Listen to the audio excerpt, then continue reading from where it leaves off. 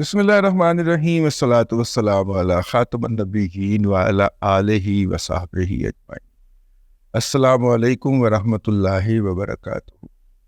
گزشتہ دنوں ایک بچے کے ساتھ، نوجوان کے ساتھ، وکیل ہیں وہ، ان سے انٹریکشن ہوا۔ ہمیں تو وہ یہی ظاہر کرتے رہتے ہیں کہ وہ بس وکیل ہی ہیں، لیکن اصل میں وہ اندر سے تھوڑے بہت یوتھڑ بھی ہیں۔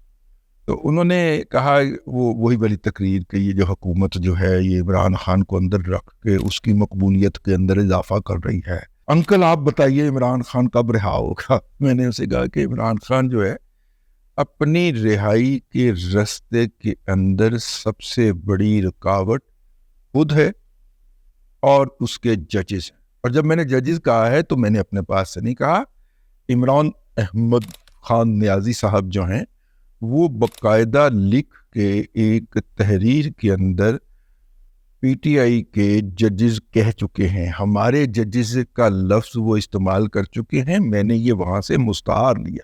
تو میں نے انہیں عرض کیا کہ دیکھیے بیٹا، ہر کام جو ہے، ہم بزرگ ہیں اور ہم خود بھی تاریخ ہیں، لیکن تاریخ کے اوپر نظر بھی رکھتے ہیں۔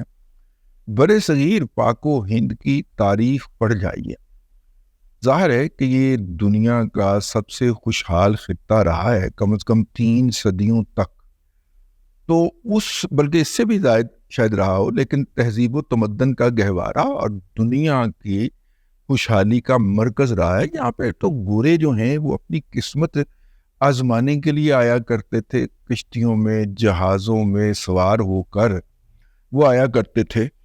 عرب کے اندر تو انہیں شاید کوئی موتی شوتی ملتا ہو یا خدمت گزار ملتے ہوں، یہاں سے تو بہت سارا کچھ لے کے جاتے تھے، میرا مطلب ہے خام مال لے کے جاتے تھے سارے کا سارا، جس کے اندر کپاس تھی، جس کے اندر معدنیات تھیں۔ یہ جو ٹرین ہے نا پرانے زمانے کی 1947 سے پہلے کی ٹرین کا جو ٹریک ہے وہ اس عمر کا گواہ ہے کہ انہوں نے ٹرین بچھائی ہی وہاں تک تھی جہاں سے انہیں کوئی نہ کوئی چیز لے کے واپس جانا تھا، اور یہ حیدرآباد تک جایا کرتی تھی۔ حیدرآباد تک اتنا پانی ہوتا تھا، بلکہ یہ کراچی تک جاتی تھی۔ یہ اشیاء جو ہوتی تھیں، مطلب کہ جب یہ والے دن ہوتے تھے جو آج کل آ رہے ہیں، سیلاب کے دن جو ہوتے تھے، ان سیلاب کے دنوں کے اندر دکھانی جہاز ان کو کہتے تھے، دھوئیں والے جہاز، وہ دھوئیں والے جہاز جو تھے، بحری جہاز، وہ ملتان تک آ جایا کرتے تھے۔ دریائے سندھ اتنا بپرا ہوتا تھا، تو اتنا پانی ہوتا تھا اس کے اندر، اس وقت تک راوی بھی چوری نہیں کیا تھا اور ستلج بھی چوری نہیں کیا۔ سمندر سے جہاز انہوں نے دریا میں ڈال دینے اور دریاؤں کے ذریعے پھر انہوں نے یہاں تک آنا۔ لیکن یہ عیاشی جو تھی یہ 1.5-2 ماہ کے لیے دستیاب ہوتی تھی۔ انہی 1.5-2 ماہ کے اندر صدیوں سے، اسلام کی آمد سے پہلے سے، عرب تاجر بھی انہی کے ذریعے یہاں تک پہنچا کرتے تھے اور تجارت کر کے واپس لوٹ جایا کرتے تھے۔ پھر انگریزوں نے کہا کہ چونکہ والیوم زیادہ ہوتا ہے اور پورا سال ہم نے مال ڈھونا ہوتا ہے، تو پھر انہوں نے ٹریک بچھائی۔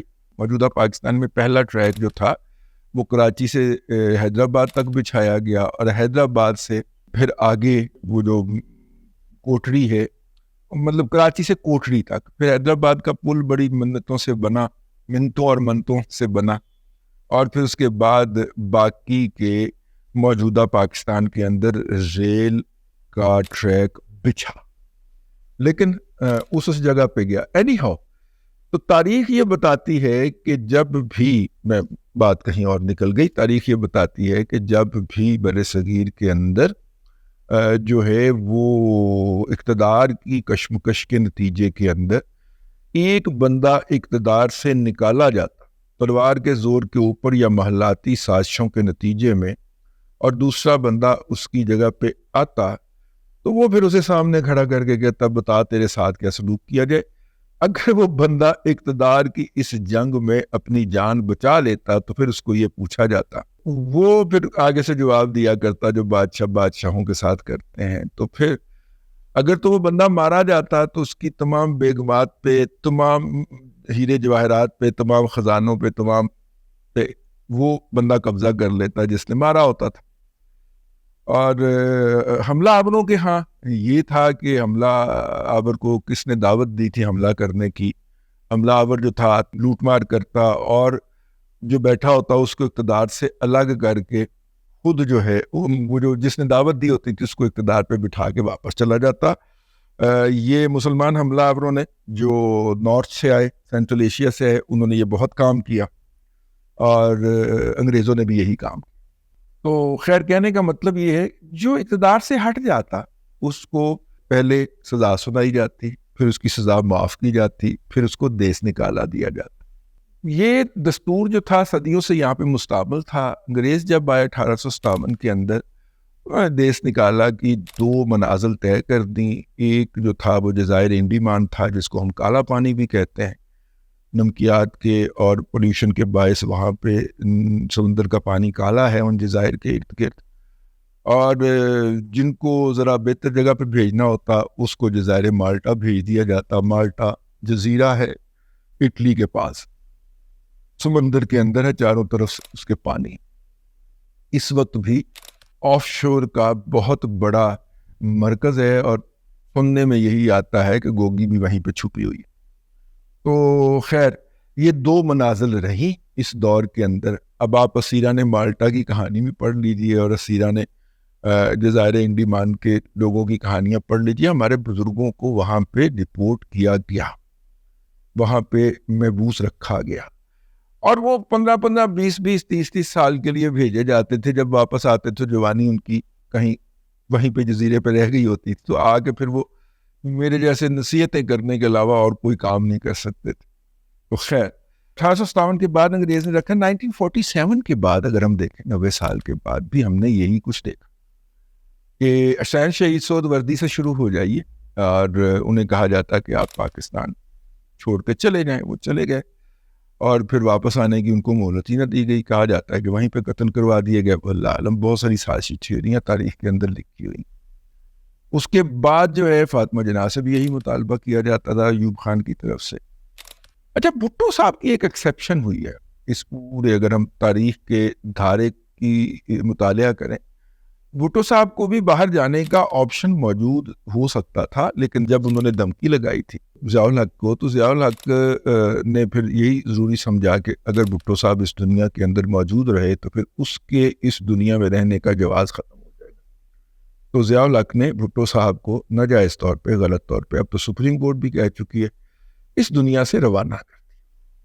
لیکن اس کے بعد اگر آپ دیکھیے، بینظیر بھٹو صاحبہ کے خلاف ایک فیصلہ ہونا تھا، تو ایک وکیل، ان کے قریبی ایک وکیل کو ملک قیوم صاحب نے بلا کے کہا کہ میں نے کل فیصلہ دینا ہے ان کے خلاف، تو بی بی کو کہیں ذرا ادھر ادھر ہو جائے۔